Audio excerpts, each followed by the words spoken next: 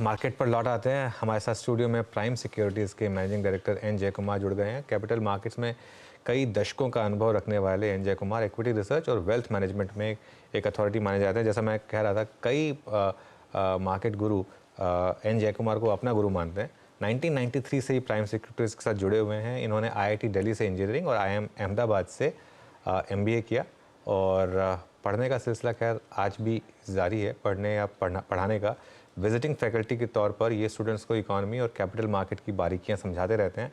आइए समझते हैं कि इस रिकॉर्ड तेज़ी को वो कैसे देख रहे हैं और आगे क्या स्ट्रैटेजी रहनी चाहिए। जेक्स, गुड मॉर्निंग।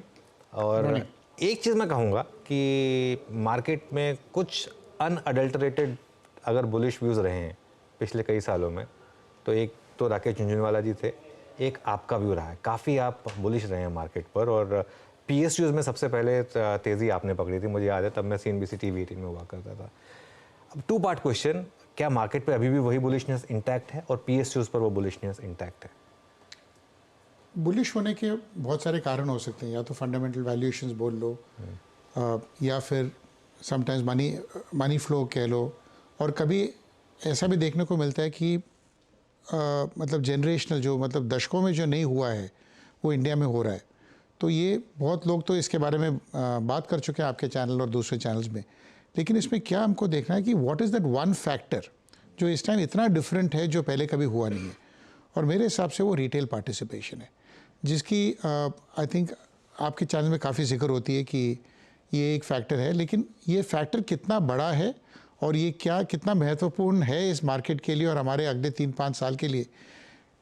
अगर आप देखोगे कि 3-4 साल 5 साल पहले जो रिटेल सेविंग्स थे उनके सिर्फ 2.5-3% मार्केट में आते थे in terms of investments, whether through SIPs और म्यूचुअल फंड्स एक्सेट्रा। वो बढ़ के पहली बार 4.5-5% तक आया है, जो बड़े डेवलप्ड मार्केट्स में मिड टीन्स यानी कि 15-16-17% भी जा सकता है ये। लेकिन वो तो मतलब डेवलप्ड मार्केट्स की बात हुई। मैं तो बोल रहा हूँ सिर्फ ये 2.5 से 5 तक का जो रास्ता तय किया इस मार्केट ने by taking individual savings and individual investors in, उसका इम्पैक्ट आज आपने को देखने को मिल रहा है कि बहुत सारे commentators may be rightly also using historical baggage, मतलब जो अनुभव उनका है, जो हिस्टोरिकल PE बोलते हैं, एवरेज ऑफ 25 ईयर्स बोलो, उस मैट्रिक्स को देखते हुए, उनको मद्देनज़र रखते हुए ये लगता है कि ये मार्केट एक्सपेंसिव है। लेकिन मनी फ्लो और न्यू पार्टिसिपेंट्स के बेसिस में ये लगता है और कि मार्केट अभी काफ़ी हद तक, मेरे हिसाब से अंडर वैल्यूड तो नहीं बोलूँगा, लेकिन काफ़ी आगे बढ़ सकता है। जहाँ तक PSUs का इशू है, float was always a problem because government etcetera has large holdings. मेरे हिसाब से वो फ्लोट जितना कम है उतना मार्केट के लिए it is like the red rag to the bull, मतलब वो बुल के लिए उतना वो तेज़ी का कारण बन रहा है।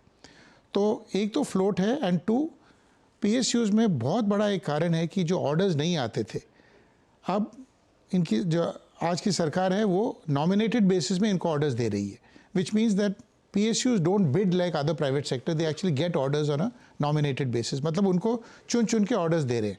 तो orders plus execution plus the old workforce is retiring, efficiencies are coming into the system, और मार्केट हमेशा इनएफिशिएंट स्टॉक को चाहता है, क्योंकि efficient stock gets priced at efficiency value. Inefficiency में क्या कि हर साल कुछ लोग रिटायर होंगे, नया टेक्नोलॉजी आएगा, old plants are getting junked, new plants are getting upgraded etcetera.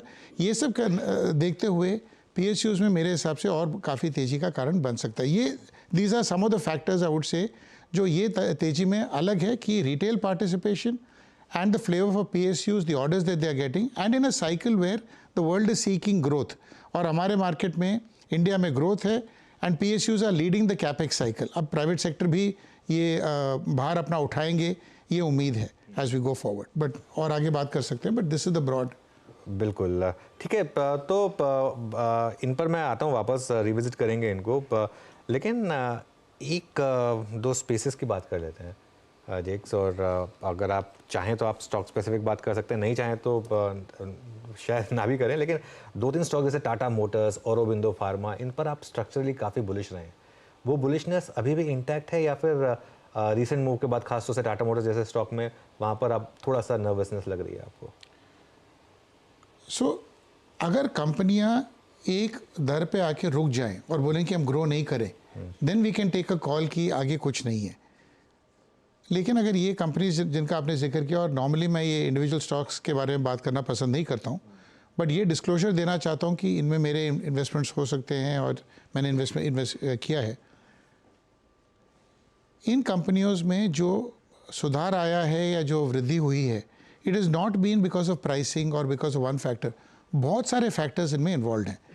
तो इन कंपनियों में डेट रिड्यूस हो रहा है, आपने जो 2 कंपनियों का जिक्र किया उसमें जो डेट है वो रिड्यूस हो रहा है, be new businesses are coming in, and specially in things like pharma जहाँ ownership levels are so low. Tata Motors फिर भी इंडेक्स स्टॉक है, पार्टिसिपेशन हुआ है, it has moved up and it is indicating of new money coming in. लेकिन pharma में तो people have taken a trading view अभी तक। तो जो फार्मा के मूव्स आए हैं, आज सुबह रिपोर्ट पढ़ रहा था कि जो ड्रग शॉर्टेजेस यूएस में हैं, अब 250 drug shortages the EU has identified last week, 250 drugs they have put on the list जहाँ पर दे आर शॉर्टेजेस। तो अगर shortages are happening across the world, and this is only the beginning therefore, and some of the companies that you mentioned are positioned in this space. तो एक तो है कि patented drugs बहुत लोग afford कर नहीं पाते हैं, जेनेरिक्स ड्रग्स करते हैं, प्लस ये जो कंपनी का जिक्र किया वो there was a newspaper article also over the weekend about the PLI implementation कि बहुत critical inputs people are marketing. So I think the Indian pharmaceutical sector, और ये औरोबिंदो का ही जिक्र नहीं है बट ये सेक्टर का ही, मतलब मैं ये बोलूँगा कि जहाँ वेटेज आज भी 5% हो इंडेक्स में, जिस 5% में 3/4 एक कंपनी का वेटेज है सन फार्मा का, तो बाकियों का तो कोई वेटेज ही, ओनरशिप भी काफी कम है कंपेयर टू जो पीक था उसके बिल्कुल हिसाब सही। से। FI ओनरशिप ना के बराबर है, local ownership only at the margin है, तो people don't own enough of the stock, stocks are undervalued, tailwinds are there. मतलब मेरे हिसाब से तो ये एक मौका। अच्छा, हम लोग क्या होता है कि प्राइसेस देख के many times we come to the conclusion कि बहुत कुछ चल गया है। हाँ, वेरएज ये जिंदगी का असूल है कि आपको मिस करने की जो फीलिंग है वो होनी चाहिए, फोमो जो बोलते हैं वो होनी चाहिए आपको।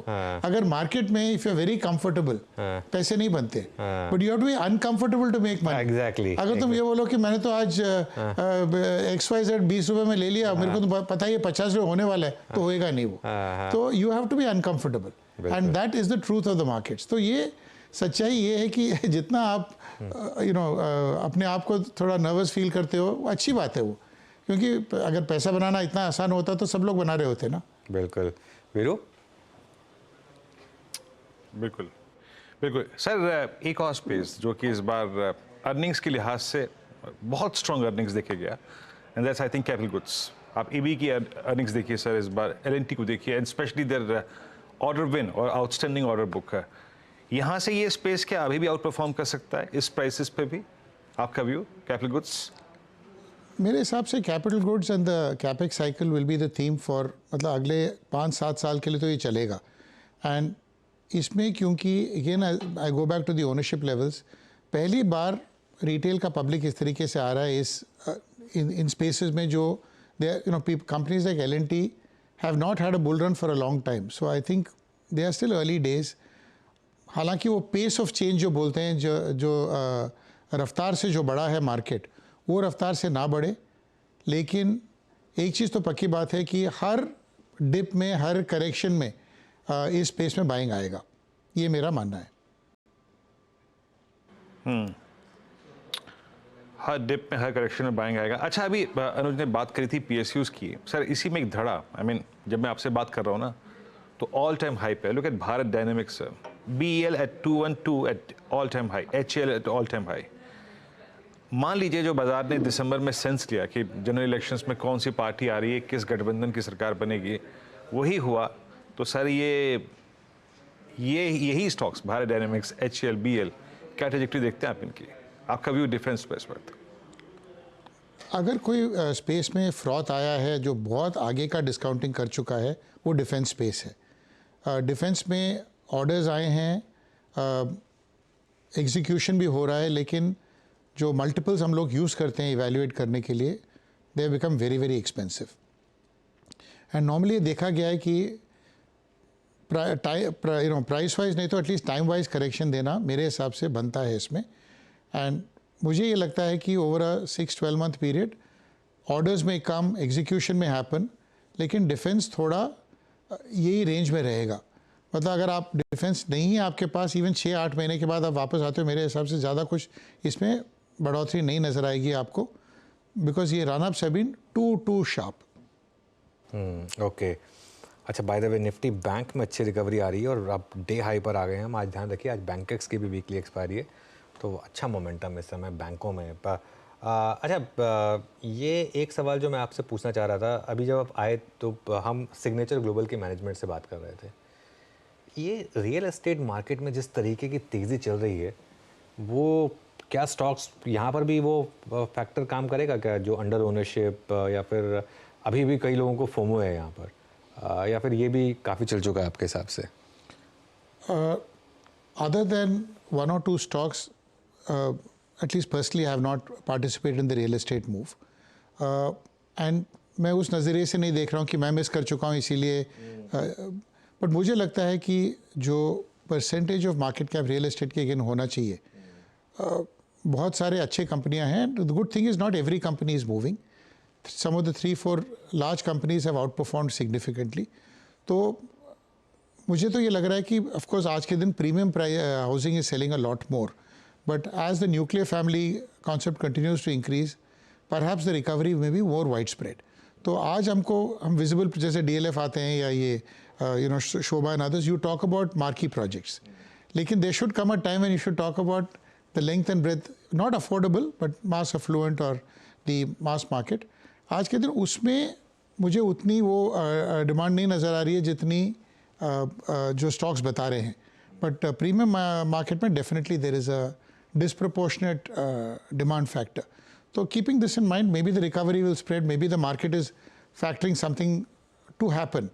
तो real estate could be a good pick again, but I will wait for corrections to buy. Okay, real estate में करेक्शन का वेट करेंगे। बैंक्स ने काफ़ी अंडर परफॉर्म किया है, लेकिन कुछ साइंस आ रहे हैं यहाँ पर कि शायद अब वो अंडर परफॉर्मेंस खत्म हो।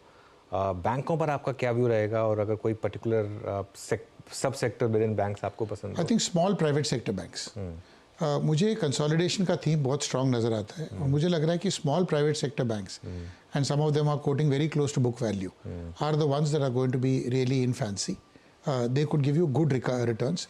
The large private sector banks will be outperformers, but because they are already quoting at 2.5-3 times book, maybe the upside may be limited. Therefore, the gap that was there has been made up by the PSU banks.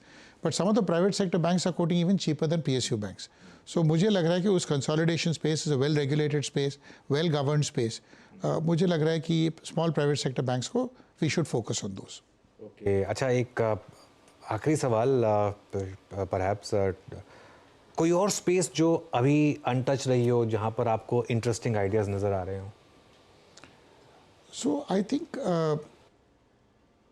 I can tell you one space जहाँ consolidation होगा, जो NBFCs और fintech space है, बहुत ज़्यादा बिखरी हुई है। There are too many players.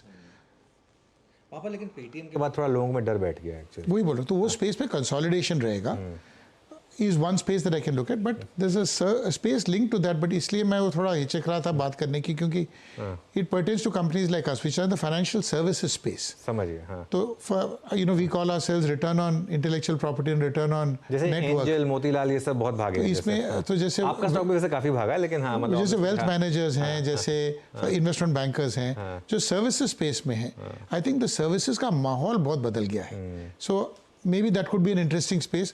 और ऑब्वियसली मार्केट में ये लेवल में इट इज़ नॉट कि कुछ भी कहीं भी तीर चला लो और वो तीर निशाने पे लग जाएगा, वो नहीं है। But I think we need to be selective, but so financial services space में एंड सम NBFC कंसोलिडेशन में there could be opportunities. These are two I will like to leave on the table. Alright जेक्स, बहुत बहुत शुक्रिया आज हमारे साथ जुड़ने के लिए। एज ऑलवेज बहुत अच्छा लगा आपसे बात करके। और वीरू, मार्केट भी अच्छे खासे मोमेंटम में, खासतौर से बैंक निफ्टी में। Thank you.